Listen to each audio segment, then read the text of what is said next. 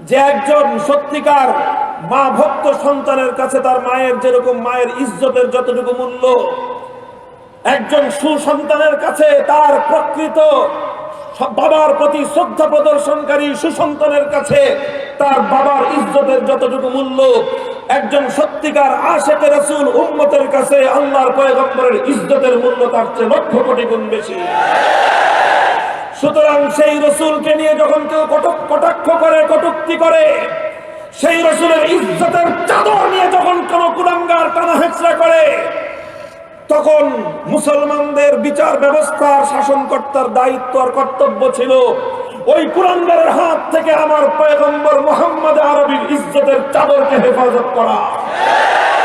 তোমাদের ব্যর্থতার কারণে আশিকে রাসূল উম্মতেরা ওই কুলাঙ্গারদেরকে খতম করার দায়িত্ব পালন করেছে। এখন তোমরা এসেছো তাদের বিচার করতে। তাওহীদি জনতা জানতে চায়, নবীর ইজ্জতের উপর হস্তক্ষেপ করার সময় তুমি কোন বল ফেলেছিলে?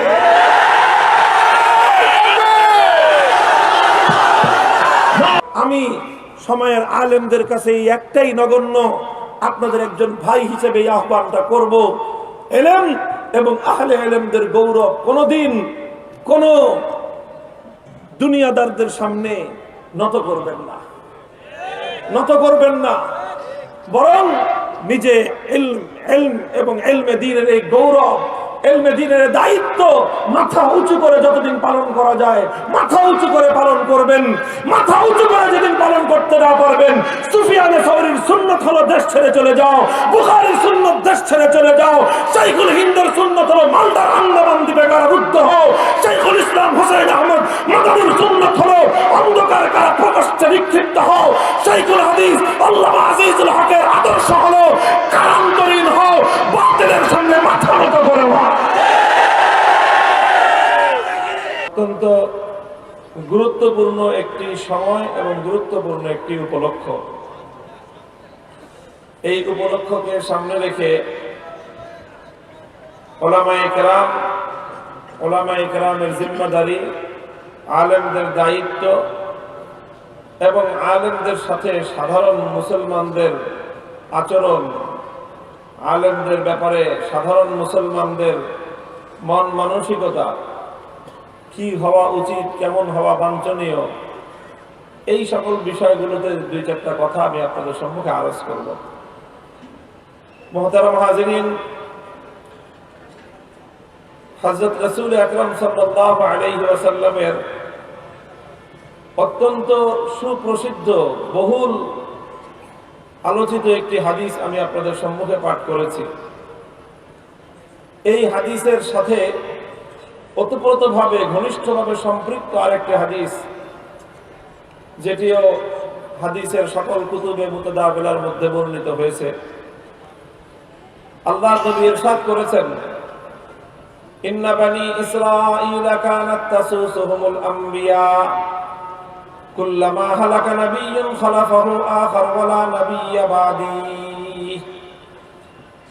আল্লাহর নবী বলেছেন যে আমার আগে দুনিয়াতে সিস্টেম ছিল, নিয়ম ছিল আল্লাহর পক্ষ থেকে, যে দুনিয়াতে মানুষের উম্মতের জিম্মাদারি বহন করতেন আম্বিয়াগণ, নবী আলাইহিমুস সালামগণ, আম্বিয়ায়ে কেরাম।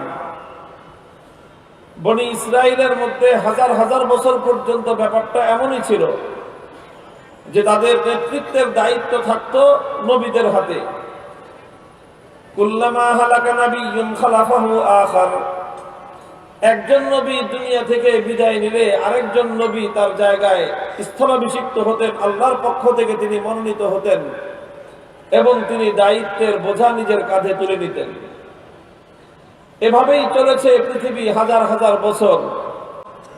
এই পৃথিবীতে মানব সভ্যতার বিকাশে সবচেয়ে বড় অবদান হলো আম্বিয়া আলাইহিমুস সালামদের।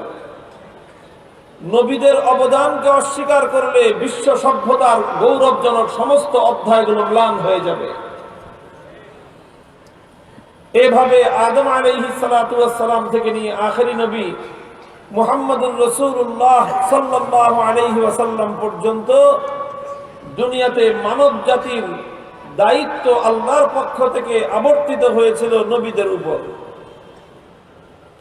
এভাবে একজন একজন নবী দুনিয়াতে এসেছেন, মানুষের জিম্মাদারি কাঁধে বহন করেছেন, সেই জিম্মাদারি আদায় করার জন্য তারা সর্বাত্মক চেষ্টা করেছেন। এভাবে একজন একজন করে নবী বিদায় নিতে নিতে আখেরি নবীর পালা এসেছে। নবীজি নিজে বলেছেন, ওয়া আনা খাতামুন নাবিয়্যিন ওয়া লা নাবিয়্যা বাদি, আমি হলাম সর্বশেষ নবী, আমার পরে আর কোনো নবী আসবে না। তিনি খাতামুন নাবিয়্যিন, তারপরে আর কোনো নবী আসবে না। স্বাভাবিকভাবেই এই হাদিসের মধ্যে একটা প্রশ্ন থেকে যায়, সেটা হলো যে দুনিয়াতে আল্লাহর পক্ষ থেকে সিস্টেম হলো যে মানব জাতির জিম্মাদারি আর দায়িত্ব পালন করেন নবীগণ। এভাবেই পৃথিবীতে হাজার হাজার বছর চলেছে। নবীগো আপনিই বলছেন যে আপনার পরে আর কোনো নবী আসবে না, তাহলে অনিবার্যভাবে প্রশ্ন তৈরি হয়, তাহলে আপনার পরে এই মানব জাতির উম্মতের দায়িত্ব সামাল দিবে কে? এই প্রশ্নটা খুব স্বাভাবিকভাবেই এখানে তৈরি হয়। শাইখুল হাদিস আল্লামা আজিজুল হক আমার আব্বাজান মরহুম নব্বরাল্লাহু মারকাদাহু, তার কাছ থেকে আমি কতবার এই আলোচনা শুনেছি, লা উহসি কাম সামিআতুহু মিনহু। তিনি এই কথা বলতেন যে এখানে একটা প্রশ্ন জাগ্রত হয়, কারণ শেষ নবী দুনিয়া থেকে বিদায় নেওয়ার পর কিয়ামত পর্যন্ত সময়টা খুব ছোট্ট সময় নয়। ইতিমধ্যে ১৫০০ বছর অতিক্রান্ত হয়েছে, সামনে আরো কত বছর আছে, না কত শত বছর আছে, না কত হাজার বছর আছে, তার ইলম একমাত্র আলিমুল গায়ব আল্লাহ ছাড়া আর কারো কাছে নেই।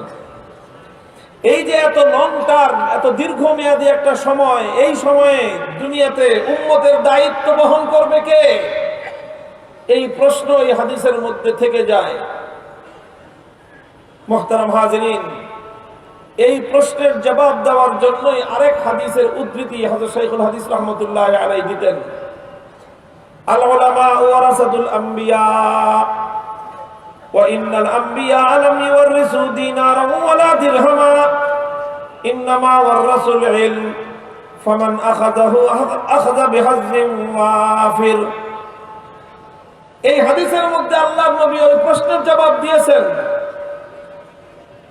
যে আখেরি নবীর মাধ্যমে নবুয়তের ধারাবাহিকতা সমাপ্ত হয়েছে, নবীর আগমনের দুয়ার চিরতরে বন্ধ হয়ে গেছে। সুতরাং কিয়ামত পর্যন্ত দুনিয়াতে মানব জাতির দায়িত্ব কাঁধে তুলে নেওয়ার জন্য নতুন কোন নবী আসবে না। প্রশ্ন হলো এই শূন্যতা পূরণ করবে কারা? আল্লাহর রাসূল সেই প্রশ্নের জবাব দিয়েছেন, আল উলামা ওয়ারাসাতুল আম্বিয়া। কিয়ামত পর্যন্ত নতুন কোন নবী না আসতে পারে, কিয়ামত পর্যন্ত নবুয়তের দুয়ার বন্ধ থাকতে পারে, তবে নবীদের উত্তরাধিকারী হিসেবে আলেম সমাজ কিয়ামত পর্যন্ত উম্মতের জিম্মাদারি কাঁধে বহন করবে। হযরত শাইখ রাহমাতুল্লাহি আলাইহি বলতেন যে এই হাদিস আমরা অনেক আলোচনা করি, আমরা আলেমরাও এই হাদিসটা খুব শোনাই মানুষের কাছে।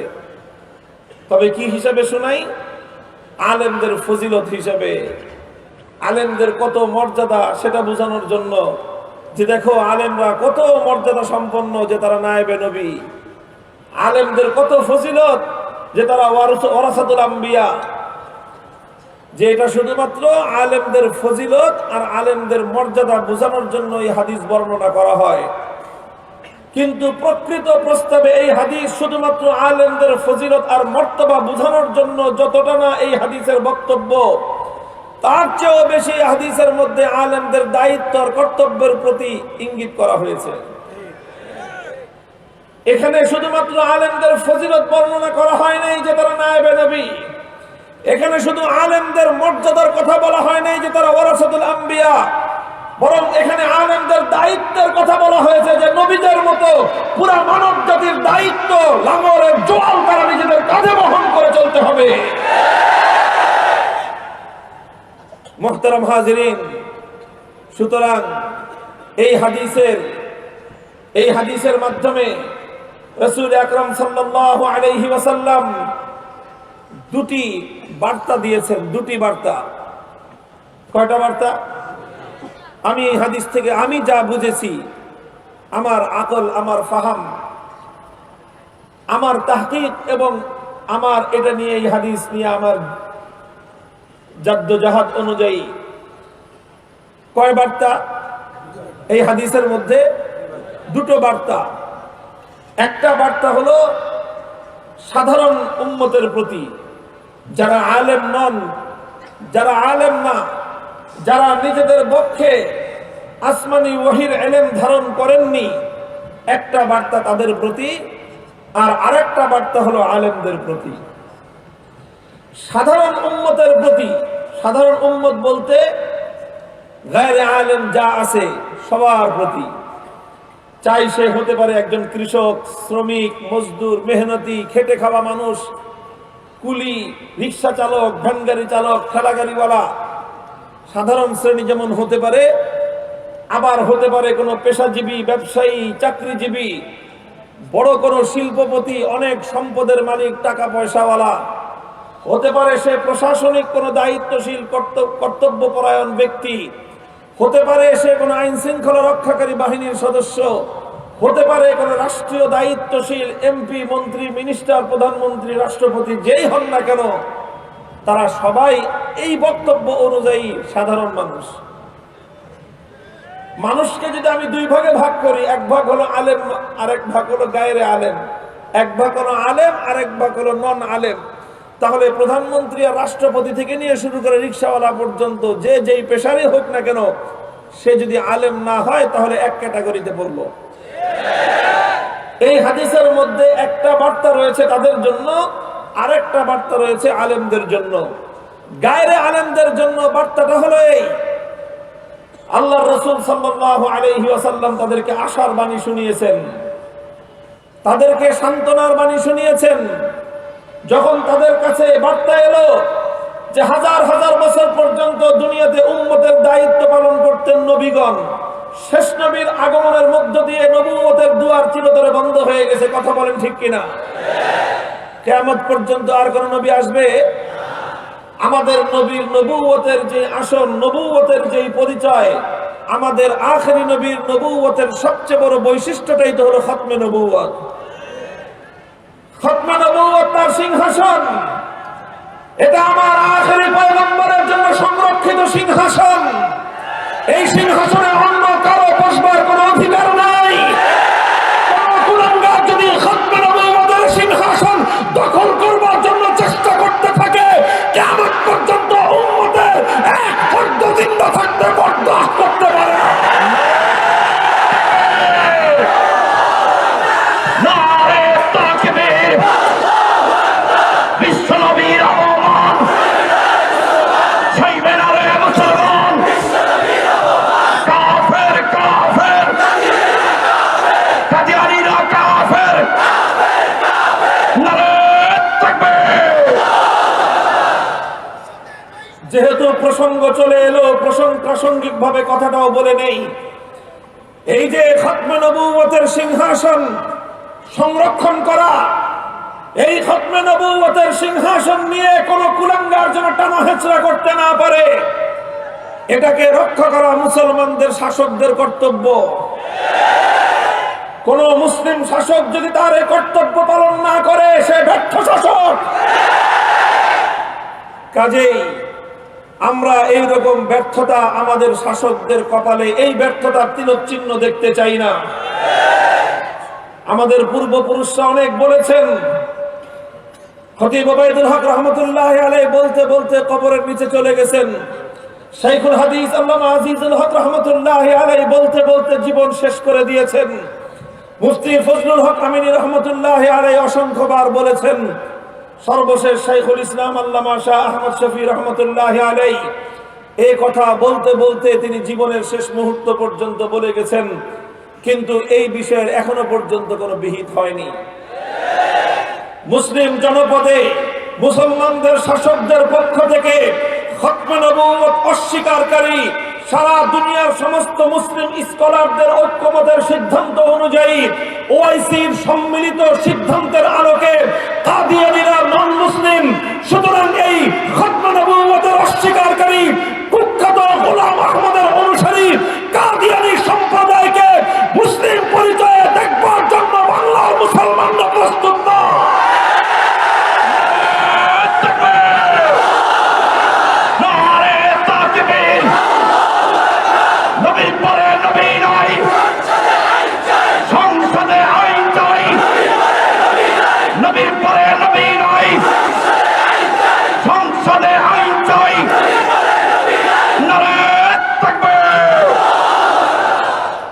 দ্বিতীয় কথা, যেভাবে আমার পয়গম্বরের, আমাদের নবীর খতমে নবুয়তের সিংহাসন রক্ষা করা উম্মত হিসেবে আমাদের দায়িত্ব, শাসক হিসেবে সর্বপ্রথম তাদের দায়িত্ব, ঠিক তেমনি ভাবে আল্লাহর পয়গম্বরের ইজ্জত, তার মর্যাদা রক্ষা করাটাও সমস্ত উম্মতের দায়িত্ব এবং কর্তব্য।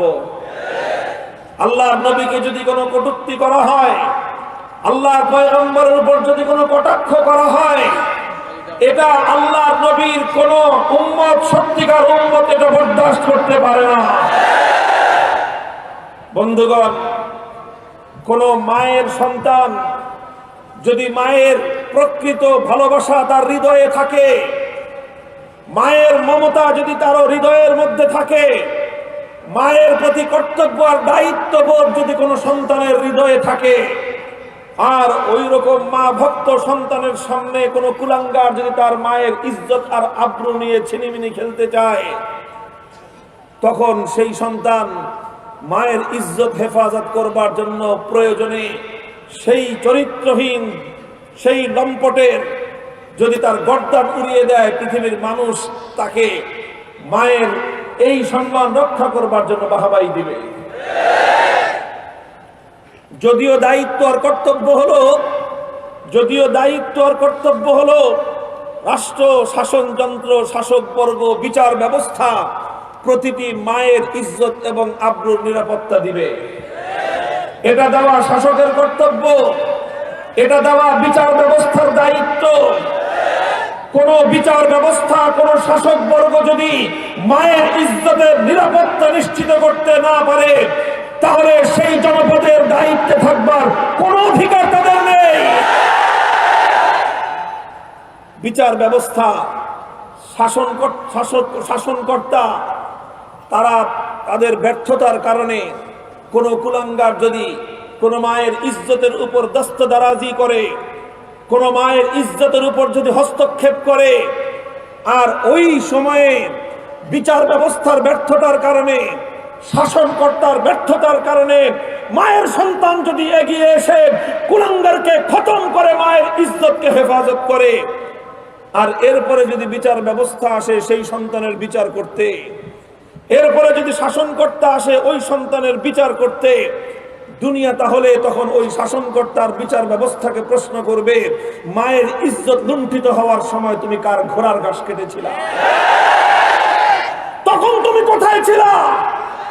যখন সন্তানের সামনে মায়ের ইজ্জত লুণ্ঠিত হওয়ার কারণে সন্তান মায়ের ইজ্জতের উপর হস্তক্ষেপকারীকে সে খতম করতে বাধ্য হয়েছিল, তখন তুমি কোথায় ছিলা? তখন যেহেতু তুমি মায়ের ইজ্জতের নিরাপত্তা নিশ্চিত করতে পারোনি, এখন লম্পটের হত্যাকারীকেও তুমি বিচারের ব্যবস্থার সম্মুখীন করবার কোনো অধিকার রাখো না। মুহতারাম হাজিরিন, সেই সূত্রে আমরাও এই কথা বলতে চাই, একজন ইমানদারের কাছে, এই কথা চুপ করেন, মাইকে সাউন্ড যা আছে তাই, একদম কোনো আওয়াজ হবে না ভাই। সেই একই সূত্র ধরে আমরা এই কথা বলতে চাই যে একজন সত্যিকার মা ভক্ত সন্তানের কাছে তার মায়ের যেরকম মায়ের ইজ্জতের যতটুকু মূল্য, একজন সুসন্তানের কাছে তার প্রকৃত বাবার প্রতি শ্রদ্ধা প্রদর্শনকারী সুসন্তানের কাছে তার বাবার ইজ্জতের যতটুকু মূল্য, একজন সত্যিকার আশিকে রাসূল উম্মতের কাছে আল্লাহর পয়গম্বরের ইজ্জতের মূল্য তার চেয়ে লক্ষ কোটি গুণ বেশি। সুতরাং সেই রসুলকে নিয়ে যখন কেউ কটাক্ষ করে, কটূক্তি করে, সেই রসুলের ইজ্জতের চাদর নিয়ে যখন কোন কুলাঙ্গার টানা হেঁচড়া করে, তখন মুসলমানদের বিচার ব্যবস্থার শাসনকর্তার দায়িত্ব আর কর্তব্য ছিল ওই কুলাঙ্গারের হাত থেকে আমার পয়গম্বর মুহাম্মদ আরবীর ইজ্জতের চাদরকে হেফাজত করা। তোমাদের ব্যর্থতার কারণে আশিকে রাসূল উম্মতেরা ওই কুলাঙ্গারদেরকে খতম করার দায়িত্ব পালন করেছে। এখন তোমরা এসেছো তাদের বিচার করতে। তাওহীদি জনতা জানতে চায়, নবীর ইজ্জতের উপর হস্তক্ষেপ করার সময় তুমি কোন বল ফেলেছিলে?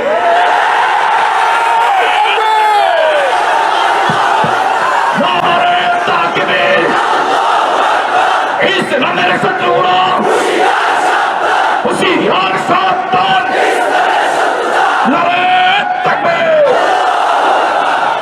দুঃখিত, কথাটা বলতে বাধ্য হলাম আমরা। কাজে আমরা স্পষ্ট ভাষায় বলতে চাই, আমরা আমাদের জনপদে আমার নবীর ইজ্জতের উপর হস্তক্ষেপকারী আর কোন কুলাঙ্গারের চেহারা দেখতে চাই না।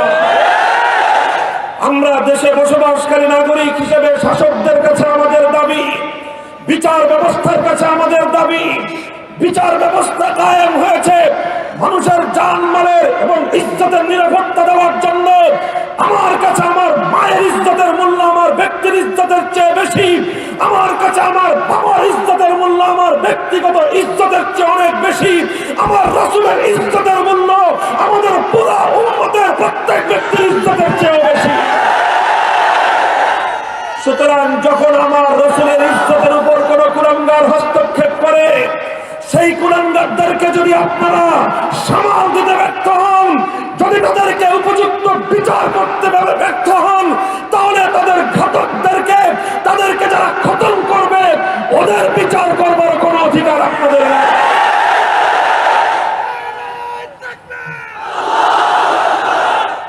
এখানে আবেগের বিষয়, আবেগের বিষয়। এজন্য আমরা বারবার একই কথা বলছি, আল্লাহর পয়গম্বরের ইজ্জতের উপর আঘাত যেন কেউ করতে না পারে এমন আইন করেন, এমন আইন করেন। এই কথা নিয়ে আমরা 2013 সালে গিয়েছিলাম। এই কথা বলে আল্লামা আহমদ শফী শাইখুল ইসলাম উপাধিতে ভূষিত হয়েছিলেন। এই কথার জন্য শাইখুল ইসলাম আল্লামা আহমদ শফীকে এদেশের 1000 বছরের ইতিহাসের স্বর্ণমানব হিসেবে ইতিহাস স্বীকৃতি দিবে। শাইখুল ইসলাম আল্লামা আহমদ শফী চলে গেছেন আল্লাহর নবীর ইজ্জত এবং আবরুর হেফাজতের জন্য। নবীর সাতেমের রাসূল, নবীর গুস্তাখ, নবীজির প্রতি কটাক্ষকারী ব্যক্তির জন্য সর্বোচ্চ শাস্তির বিধান মৃত্যুদণ্ডের আইনের দাবি আমাদের ফিকে হয়ে যায়নি। আমরা এই দাবি থেকে চুল পরিমাণ সরে দাঁড়াইনি। আমরা স্পষ্ট ভাষায় বলতে চাই, এই আইন তৈরি করা হোক। এই আইন যদি তৈরি করা হয়, তখন আর কোন আশিক রাসূলকে নিজের হাতে আইন তুলে নিতে হবে না। আর এই আইন না হওয়ার কারণে যেই পরিস্থিতি, এর ব্যর্থতার দায় আশিক রাসূল ওই উম্মতদের নয়, এই ব্যর্থতার দায় রাষ্ট্রের, এই ব্যর্থতার দায় সরকারের, এই ব্যর্থতার দায় বিচার ব্যবস্থা।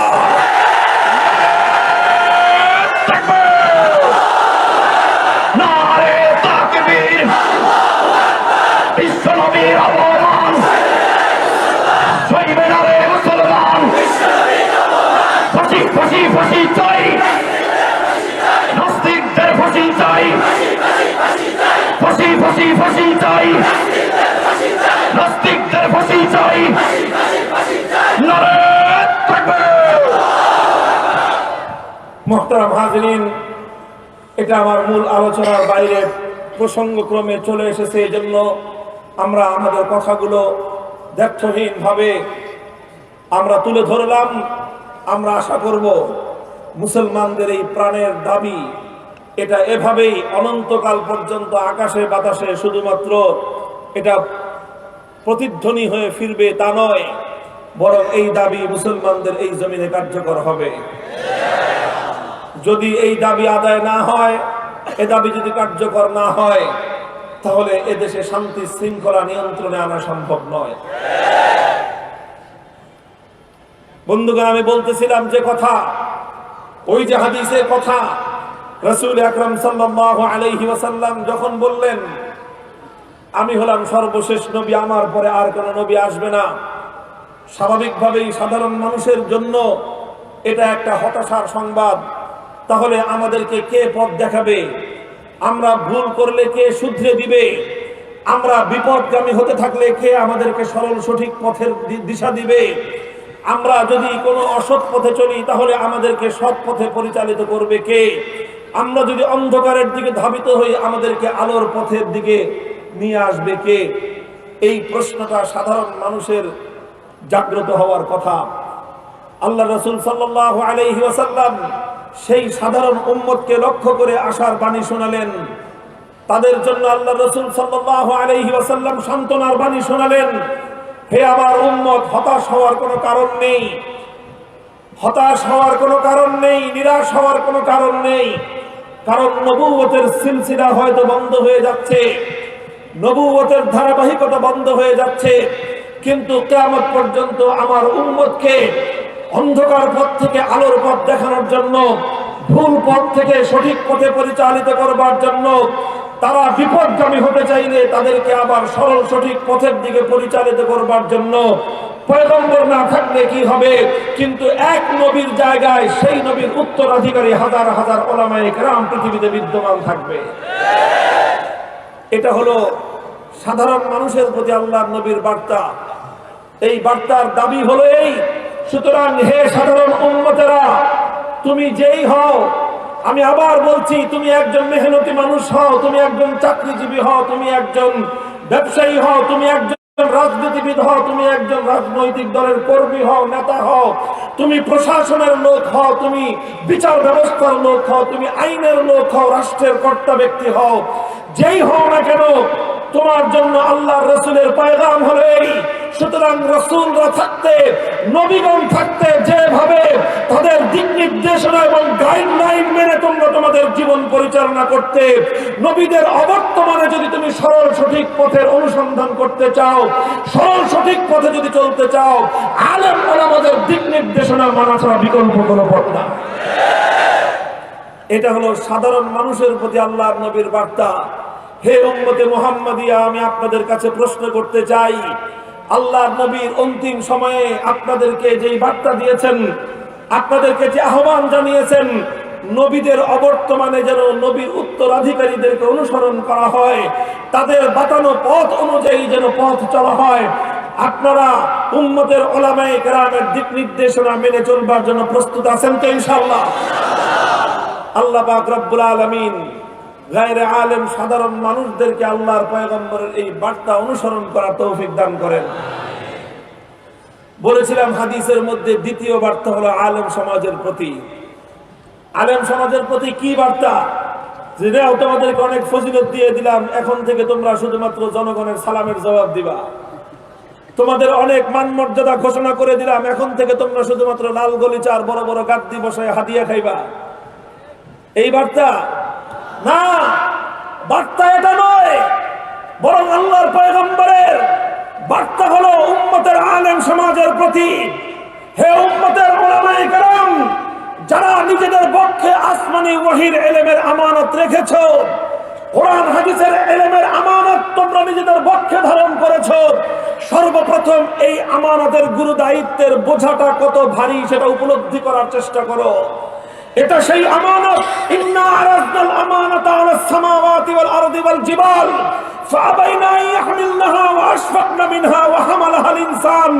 যে আমানতের দায়িত্ব বহন করতে অপারগতা প্রকাশ করেছিল আসমান, যে আমানতের দায়িত্ব বোঝা নিতে ব্যর্থ হয়েছিল পাহাড়, যে আমানতের বোঝা বহন করতে অক্ষমতা প্রকাশ করেছিল জমিন, সেই আমানত সর্বশেষ একজন পয়গম্বর বহন করেছিলেন।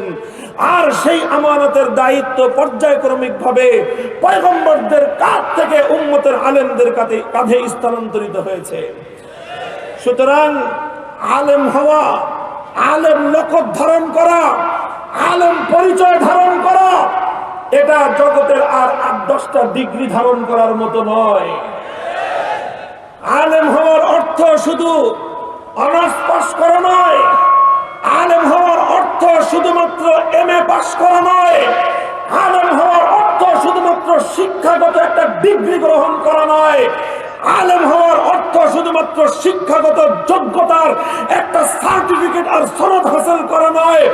আলেম হওয়ার অর্থ হলো আদম আলাইহিস সালাম থেকে আখির নবী মুহাম্মদুর রাসূলুল্লাহ সাল্লাল্লাহু আলাইহি ওয়াসাল্লাম পর্যন্ত সমস্ত নবীদের জিম্মাদারি দায়িত্বের জোয়াল কাঁধে তোলা।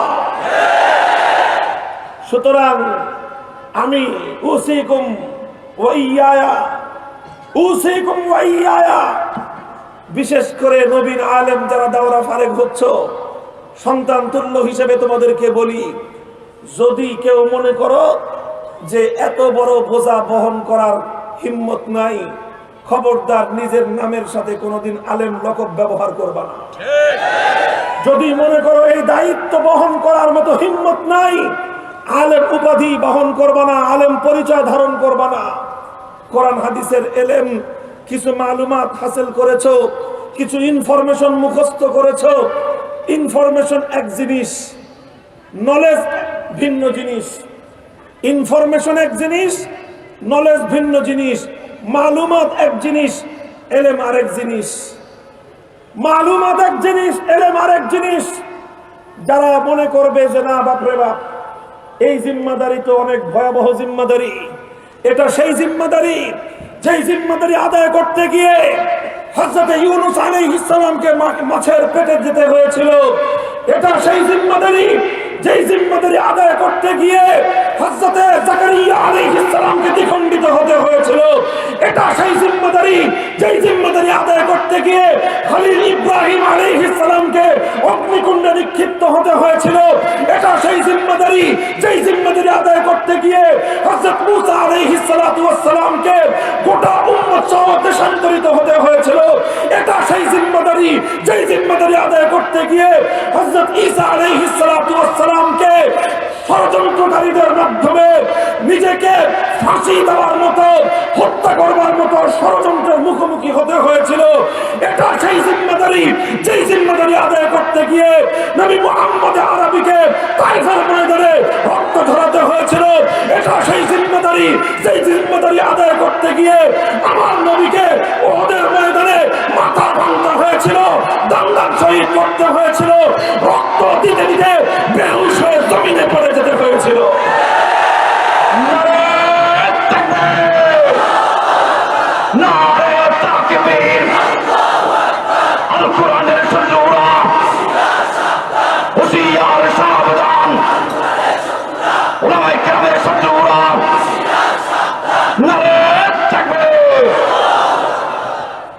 ওলামায়ে কেরামের শত্রুরা হুঁশিয়ার হওয়ার আগে ওলামায়ে কেরাম হুঁশিয়ার হন। আমরা যদি হুঁশিয়ার থাকি, ইনশাআল্লাহ আল্লাহর নুসরত আমাদের সাথে থাকবেন। আমাদের শত্রুরা আমাদের একটা বাঁকা পশম সোজা করতে পারবে না। এজন্য বলছি, আলেম হওয়ার অর্থ কি আগে বুঝেন। আলেম হওয়ার অর্থ হলো মুহাম্মদ আরবীর সেই দায়িত্ব নিজের কাঁধে তুলে নেওয়া, যে দায়িত্ব পালন করতে গিয়ে তিনি তায়েফের ময়দানে রক্ত দিয়েছিলেন, ওহদের ময়দানে মাথা ভেঙেছিলেন। আলেম হওয়ার অর্থ হলো ঈসা আলাইহিস সালামের উত্তরাধিকারের দায়িত্ব নেওয়া, যে দায়িত্ব পালন করতে গেলে আপনার শত্রু আপনাকে ফাঁসি কাস্তে ঝোলাতে পারে। এটা সেই দায়িত্ব যেই দায়িত্ব পালন করতে গিয়ে মূসা আলাইহিস সালামের বিপক্ষে ফিরআউন তার সমস্ত রাজ্য শক্তিকে উঠে পড়ে লেগেছিল। এটা সেই দায়িত্ব যেই দায়িত্ব পালন করতে গেলে আপনাকে হযরত জাকারিয়া আলাইহিস সালামের মতো দ্বিখণ্ডিত হওয়ার মোহ রাখতে পারে। এটা সেই দায়িত্ব যেই দায়িত্ব পালন করতে গিয়ে আপনাকে হযরত খলিল ইব্রাহিম আলাইহিস সালামের মতো আগুনের মধ্যে নিক্ষিপ্ত হওয়া রাখতে পারে। যদি বলেন যে হুজুর ভয় লাগে, যে তোর বাপরা ভয় লাগে, ভয় লাগলে তো রাস্তা আগেই বললাম, রাস্তা আগেই বলে দিলাম, নিজে পরিষ্কার করে দিবেন যে ভাই আমি আলেম না, আমি আলেম না, আমি কিছু ইনফরমেশন মুখস্থ করেছি, আমি কোরআন হাদিসের কিছু তথ্য মুখস্থ করেছি, কোরআন হাদিসের কিছু নলেজ আমি শিখেছি, বাট আমি আলেম না। নিজের অবস্থান পরিষ্কার করে দেওয়া উচিত। আল্লাহ পাক উলামায়ে কেরামকে বুঝবার তৌফিক দান করেন। আবারও বলছি, উলামায়ে কেরামের প্রতি বার্তাটা হলো, আল্লাহর নবী আলেমদের উপর আস্থা রেখে গেছেন। আল উলামা ওয়ারাসাতুল আম্বিয়া, নবীজি আলেমদের উপর আস্থা রেখে গেছেন। আস্থা রেখে উম্মতকে সান্ত্বনার বাণী শুনিয়েছেন, হে আমার উম্মত, তোমরা হতোদ্যম হও না, তোমরা নিরাশ হও না, তোমরা হতাশ হয়ে পড়ো না, কারণ আমরা নবীরা না থাকলে কি হবে, আলেমরা থাকবে। কাজেই আলেমদের দায়িত্ব আর কর্তব্য এর চেয়ে বেশি ভেঙ্গে বোঝানোর কোনো প্রয়োজন নাই। যারা আলেমদের এই অবস্থানটা না বুঝেন, তারা আলেমদের সাথে অযথাই বাগড়া বাড়াতে আসেন। ওনারা মনে করে যে আমরা আলেম হয়ে তো বড় মৌজে আছি, আমরা খুব শান্তিতে আছি, খুব আরামায়েশে আছি। আরে ভাই, আলেম হওয়ার এই দায়িত্ববোধ নিয়ে আলেম হওয়াটা, এটা এত মজার জিনিস না, এটা এত মজার জিনিস না। আখেরি পয়গাম তোমাদেরকে শুনিয়ে যাই।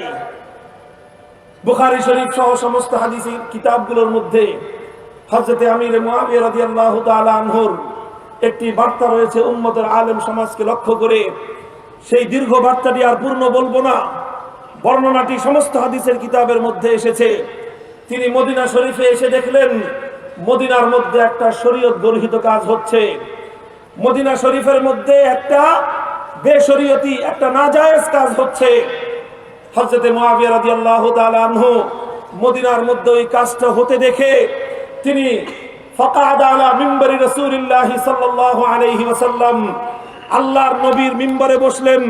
যেই মিম্বরে বসে আল্লাহর নবী উম্মতকে তিনি বিভিন্ন নির্দেশনা প্রদান করতেন, সেই মিম্বরে বসে হযরত মুআবিয়া রাদিয়াল্লাহু আনহু সর্বপ্রথম প্রশ্ন করলেন, আইনা উলামাউকুম, আইনা উলামাউকুম, হে মদিনাবাসী জবাব দাও, তোমাদের শহরে শরীয়তের বিরুদ্ধে কার্যকলাপ পরিচালিত হচ্ছে, এই জনপদে আল্লাহর হুকুম লঙ্ঘিত হচ্ছে, আলেমরা কোথায়? জবাব চাই। প্রথম জবাব তিনি এটা বলেন নাই মদিনা শরীফের এই শহরের নগর পিতা কোথায়, এই শহরের মেয়র সাহেব কোথায়, এটা জিজ্ঞাসা করেন নাই। তিনি এটা জিজ্ঞাসা করেন নাই যে মদিনার এসপি কোথায়, জিজ্ঞাসা করেন নাই মদিনার ডিসি কোথায়।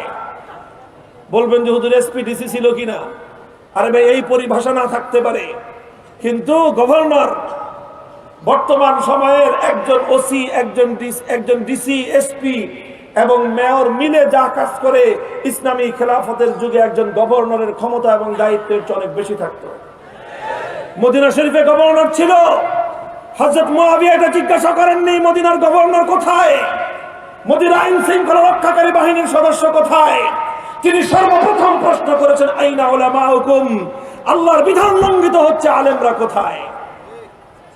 মুহতারাম হাজিরিন, এই হাদিসের ব্যাখ্যায় সমস্ত ব্যাখ্যাকারগণ লিখেছেন, সুতরাং আল্লাহর জমিনে যখন কোনো আল্লাহর বিধান লঙ্ঘিত হবে, আল্লাহর জমিনে যখন শরীয়ত বিরোধী কোনো কার্যকলাপ পরিচালিত হবে, তখন এর দায় শুধুমাত্র পুলিশের নয়, এর দায় শুধুমাত্র প্রশাসনের নয়, এর দায় শুধু সিটি কর্পোরেশনের নয়, এর দায় শুধু এমপির নয়, এর দায় শুধু মন্ত্রী পরিষদের নয়, এর দায় শুধুমাত্র আদালতের নয়, এর দায় শুধু সরকারের নয়, বরং আল্লাহর দ্বীনের বিরুদ্ধে যখন কোনো কার্যকলাপ পরিচালিত হবে, সর্বপ্রথম তার দায় বহন করতে হবে আলেমদেরকে।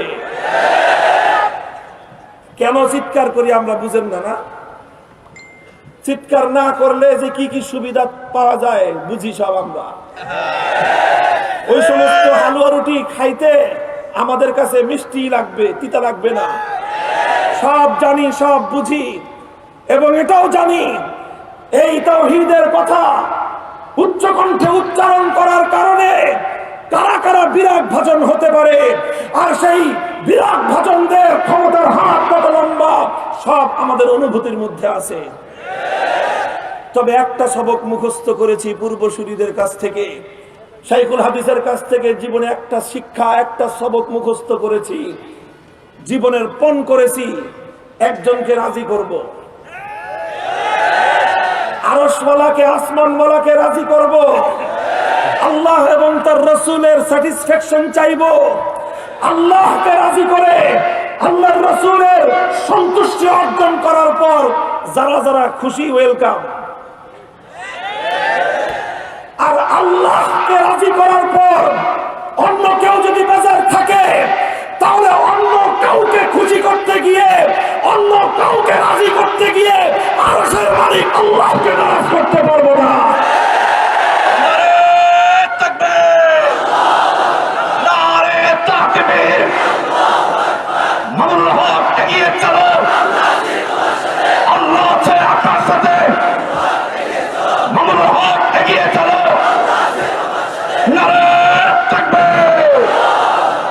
সুতরাং আমাদের পয়গাম পরিষ্কার, ইসলাম বিরোধী কোন কার্যকলাপ যখন হবে, আল্লাহর কোরআনের কোন বিধান যখন লঙ্ঘিত হবে, ইসলামী শরীয়তের মর্যাদা যখন ভুলুণ্ঠিত হবে, সারা দুনিয়ার দিকে থাকতে পারে, দুনিয়ার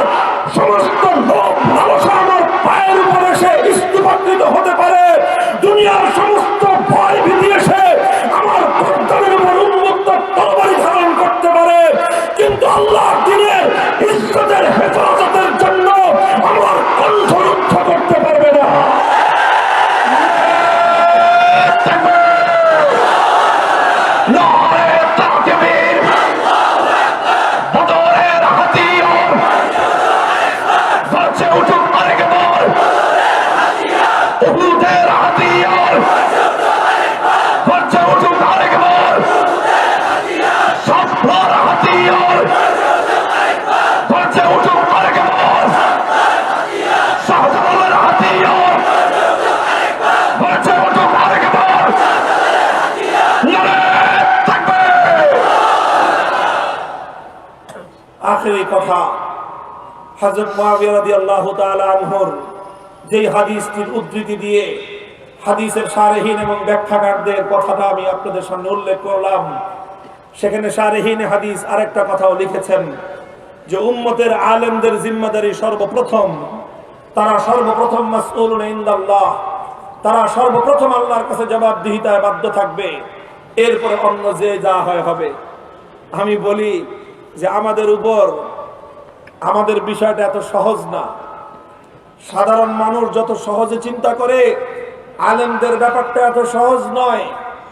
আমি তো পরিষ্কার ভাষায় বলি যে একজন সাধারণ মানুষ নিজের ব্যক্তিগত আমলের হিসাব যদি আল্লাহর কাছে দিতে পারে, আর হিসাবটা যদি কোনো রকম গ্রহণযোগ্য হয়, পার পেয়ে যাবে। কিন্তু একজন আলেম সে যদি মনে করে শুধুমাত্র নিজের ব্যক্তিগত আমলের হিসাব দিয়ে পার পেয়ে যাবে, তাহলে সে ইলমে দ্বীনের প্রকৃত দায়িত্ব বুঝতেই পারে নাই।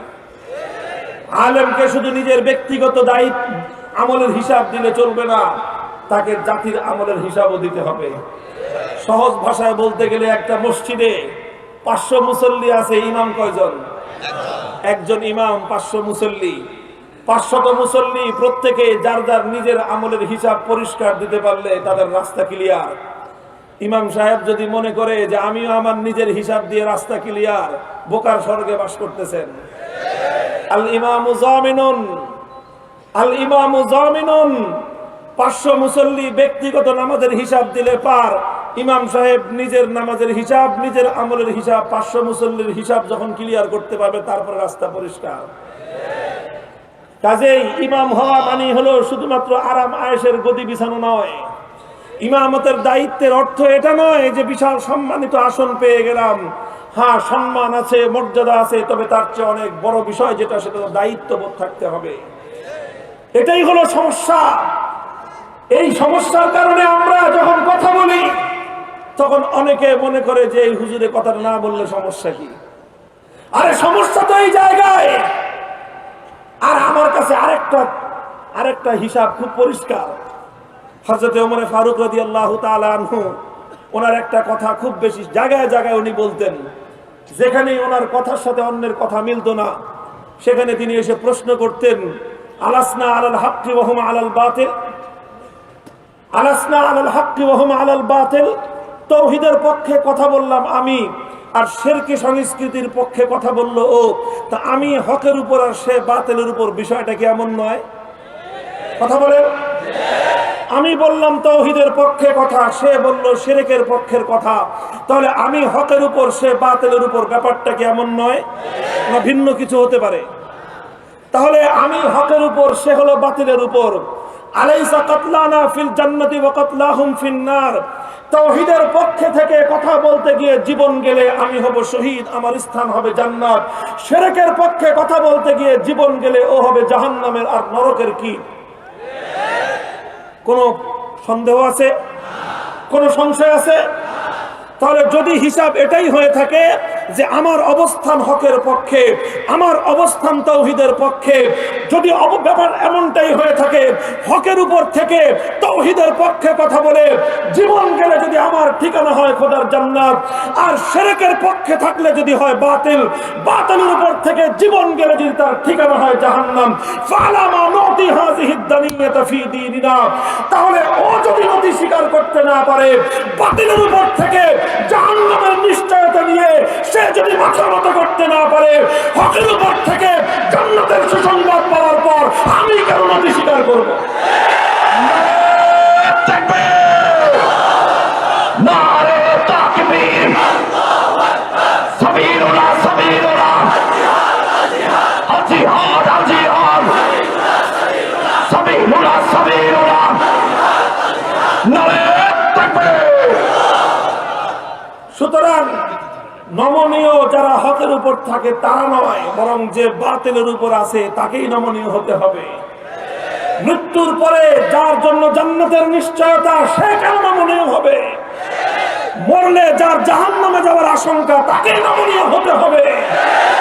হে উম্মতে মুহাম্মাদিয়ার আলেম সমাজ, এভাবে নিজেদের দায়িত্ববোধ থেকে তোমরা গর্জে ওঠো। নিজেদের দায়িত্ববোধ থেকে বক্ষের মধ্যে আমানতের জিম্মাদারি অনুভব করো। আর এভাবে গোটা উম্মতে মুহাম্মাদিয়ার দরদ নিয়ে জিম্মাদারি নিয়ে ময়দানে অবতীর্ণ হও। ইনশাআল্লাহ চূড়ান্ত বিজয়ের মালা তোমাদের গলায় উঠবে।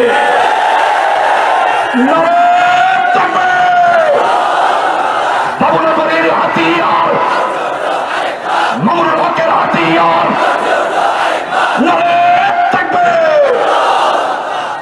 ইনশাআল্লাহ এইভাবে দায়িত্বশীলতার সাথে আমরা আলেম দ্বীন হওয়ার যেই পরিচয় সেটা ধারণ করব। কি বলেন?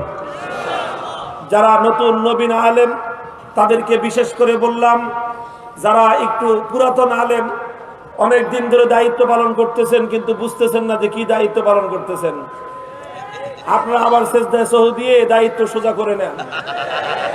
আলেম হওয়ার অর্থ এত সহজ কোনো বিষয় নয়। আরে আলেম হওয়ার জন্য, আলেম হয়ে এই পরিচয় ধারণ করতে গিয়ে বিগত 1400 বছরের ইতিহাস খুব মসৃণ কোনো ইতিহাস নয়। যুগে যুগে উম্মতের ওলামায়ে কেরামের ইতিহাস তো রয়ে গেছে। আরে 4 ইমামের মধ্যে 3 জন ইমামকেই সময়ের শাসকদের দ্বারা নিগৃহীত হতে হয়েছে। ইমামে আজম আবু হানিফাকে কারান্তরীণ হতে হয়েছে, ষড়যন্ত্রমূলক বিষ প্রয়োগে তাকে শহীদ করা হয়েছে। ইমামে মালিককে নিগৃহীত হতে হয়েছে। ইমামে আহমদ ইবনে হাম্বলকে ব্যাখ্যাঘাত করতে করতে প্রতিদিন তাকে রক্তারঞ্জিত করা হতো। ইমামে সুফিয়ানে সাউরিকে দেশান্তরিত করা হয়েছিল। ইমামে বুখারী রহমতুল্লাহি আলাইহি বুখারী শরীফ খতম করে তো বারকে বিরিয়ানি খেতেছেন, তাই না? মাশাআল্লাহ, আমিও খেয়ে আসছি। বুখারী শরীফ শুধু বিরিয়ানি খাওয়ার খতম, শুধু বিরিয়ানি খাওয়ার খতম। ইমাম বুখারী রহমতুল্লাহ আলাইহির জিন্দেগি কি? ইমামে বুখারী রহমতুল্লাহ আলাইহির কাছ থেকে ওনার বুখারী শরীফ পড়বার জন্য 90,000 ছাত্র ওনার দর্শে বসত। 90,000 সরাসরি ইমাম বুখারী থেকে ওনার হাদিসের কিতাব পড়েছে। বিশাল মজমা, আমিরুল মুমিনিন ফিল হাদিস, সারা দুনিয়ার মধ্যে ওনার প্রসিদ্ধি হয়ে গেছে। ওনাকে মুকুটহীন সম্রাট বলা হয়। মাথার মধ্যে কোনো মুকুট না থাকতে পারে, কিন্তু সময়ের শাসকের চেয়ে লক্ষ কোটি গুণ বেশি মর্যাদা ইমাম বুখারীর। 90,000 ছাত্র যার কথা শোনার জন্য অধীর আগ্রহ অপেক্ষা করে, তার চেয়ে বড় সিংহাসন আর রাজত্ব কার হাতে থাকতে পারে? সময়ের শাসকের মনের মধ্যে হিংসার আগুন জ্বলে উঠল। ক্ষমতা আমার হাতে, রাজ্য আমার হাতে, পুলিশ আমার হাতে, সব আমার হাতে, কিন্তু আমার কথা শোনার জন্য তো এইভাবে 90,000 না 90টা মানুষও আসে না। ইমাম বুখারীর প্রতি তার সে ঈর্ষাপরায়ণ হয়ে উঠল। ইমাম বুখারীকে সে অর্ডার করলো, নির্দেশ জারি করলো যে আপনার এই কিতাবটা তো সবাই পড়তেছে, আপনি এক কাজ করবেন, আগামীকালকে থেকে আমার সন্তানরা আপনার কাছে বুখারী শরীফ পড়বে। তো ওরা তো সাধারণ জনগণ মাঠে ময়দানে থাকে, আর মাঠে ময়দানে এসে আপনার কাছে পড়াশোনা করে। যেহেতু রাজপুত্ররা পড়বে, সুতরাং আপনি রাজ দরবারে এসে আমার সন্তানদেরকে পড়ায় দিয়ে যাবেন। শাসক চাইল ইমাম বুখারীকে তার ঘরের টিউটর বানাইতে। মনে করলো ঘরের টিউটর বানাবে ইমাম বুখারীকে, যে ঘরে এসে পড়ায় দিয়ে যাবে, যাওয়ার সময় হুজুরকে এক কাপ চা হাদিয়া খাওয়া দিবে, আর মাস শেষে কিছু বেতন পকেটে ভরে দিবে। তাই তো হুজুরে কিনে ফেললো। ইমাম বুখারী রহমতুল্লাহি আলাইহি বললেন, আমার কাছ থেকে হাদিস শিখবে আপনার সন্তান। যদি হাদিস শিখতে হয় তাহলে আমি হাদিস নিয়ে আপনার বাড়িতে যাব না। আপনার সন্তানকে যদি আমার কাছ থেকে হাদিস শিক্ষা অর্জন করতে হয়, 90,000 সাধারণ মানুষের সাথে মাটির উপর আমার সামনে হাঁটু গেড়ে বসে আমার কাছ থেকে হাদিস শিখতে হবে। যদি এইভাবে শিখতে পারে তার জন্য দুয়ার খোলা। আর যদি এইভাবে শিখতে তার কোনো ধরনের তার কোনো মর্যাদা, তার অহংবোধ তাকে যদি বাধা দেয়, তাহলে ওই সমস্ত মানুষের জন্য আল্লাহর নবীর হাদিসের নুরানি এই শিক্ষা তার জন্য নয়। ইমাম বুখারী স্পষ্ট পয়গাম শুনিয়ে দিলেন, ইন্নী লা উযিল্লুল ইলমা ওয়ালা আহমিলুহু ইলা বাবিল উমারা ইন্নী লা উযিল্লুল ইলমা ওয়ালা আহমিলুহু ইলা বাবিল উমারা। খবরদার সময়ের শাসক, মনে রেখো, আমি বুখারী, আমি ইমামে বুখারী, আমি মুহাম্মদ ইবনে আবু আব্দুল্লাহ মুহাম্মদ ইবনে ইসমাইল, আমি এই যুগের উলামায়ে কেরামের প্রতীক। কিয়ামত পর্যন্ত আনেওয়ালা উম্মত আমাকে আলেম হিসেবে শ্রদ্ধা করবে। আমার প্রতিটি কার্যকলাপ ইতিহাসের মানদণ্ডে বিচার করা হবে।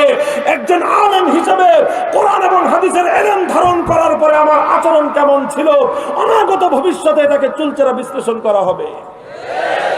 তখন যদি দেখে যে আমি হাদিসের সম্রাট হয়ে দুনিয়ার এই রাজত্বের সম্রাটের সামান্য প্রলোভনের সামনে মাথা নত করে দিয়েছি, অথবা তার সামান্য ভয়ভীতির সামনে আমি আত্মসমর্পণ করেছি, কিয়ামত পর্যন্ত ইলমে দ্বীনের মর্যাদা উলামায়ে কেরামের চির উন্নত শির, পয়গম্বরের বিরাসতের চির উন্নত শির ধুলোয় ধূসরিত হয়ে যাবে।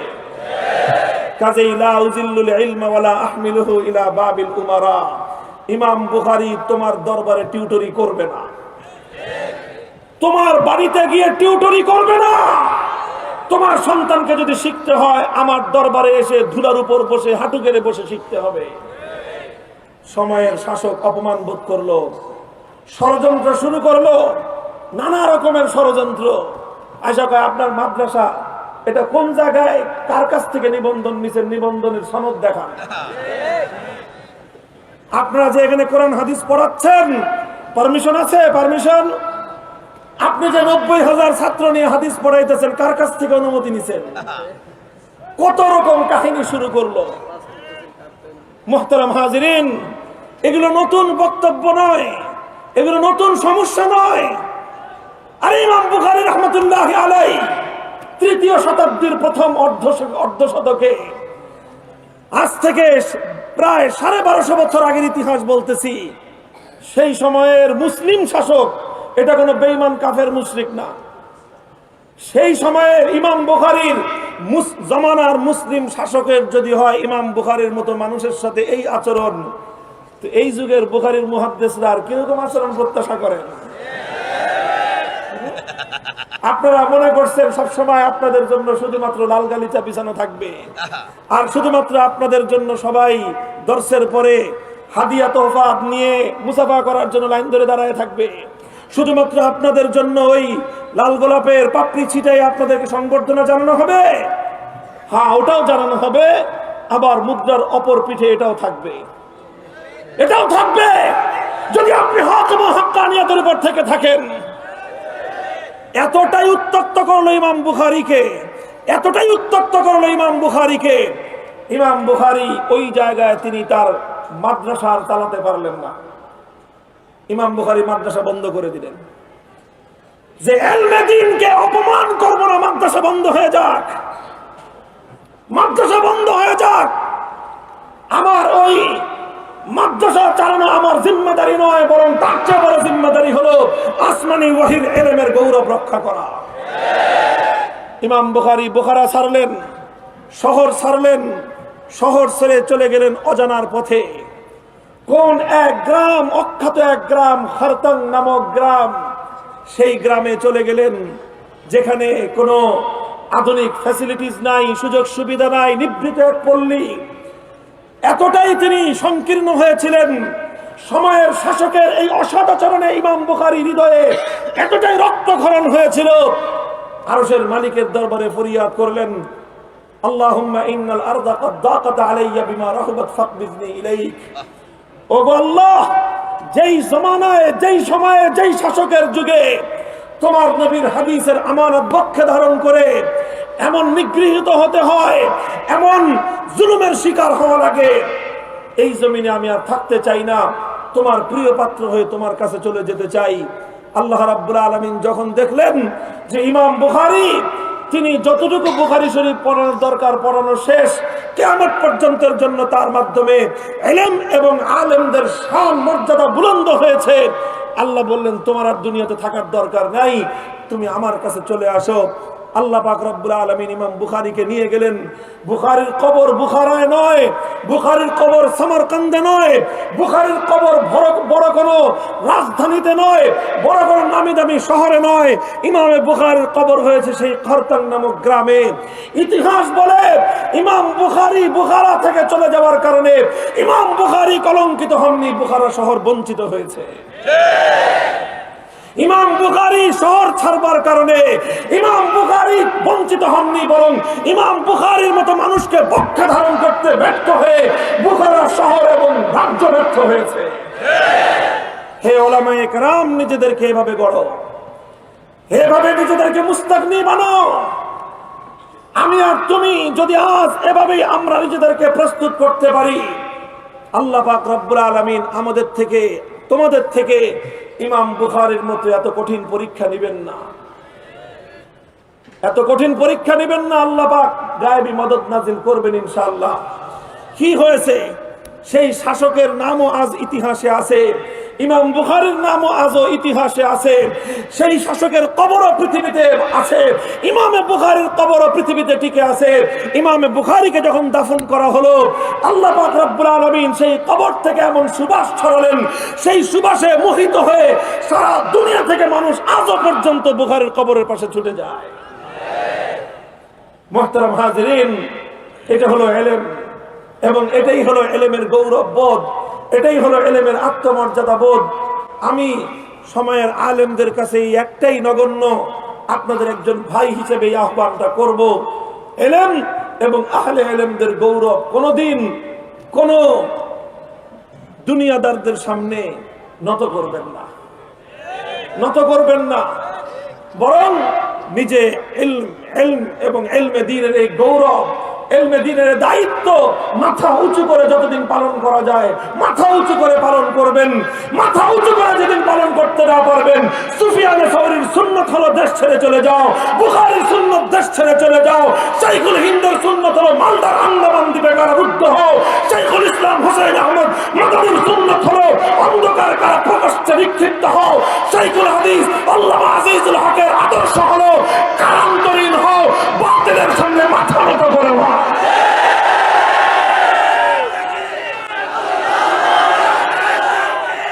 আল্লাহ পাক রব্বুল আলামিন আমল করার তৌফিক দান করেন।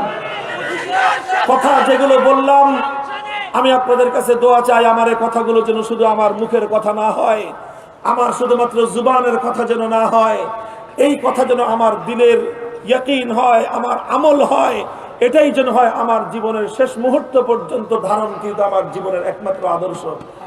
আল্লাহ পাক রব্বুল আলামিন আমাকে আমার বর্তমান প্রজন্মের উলামায়ে কেরাম ভাইদেরকে এভাবেই উত্তরসূরিতে পূর্বসূরিদের আদর্শ মজবুত ভাবে আঁকড়ে ধরে থাকার তৌফিক দান করেন। ওয়া আখিরু দাওয়ানা আলহামদুলিল্লাহি রাব্বিল আলামিন। আসসালামু আলাইকুম ওয়া রাহমাতুল্লাহ।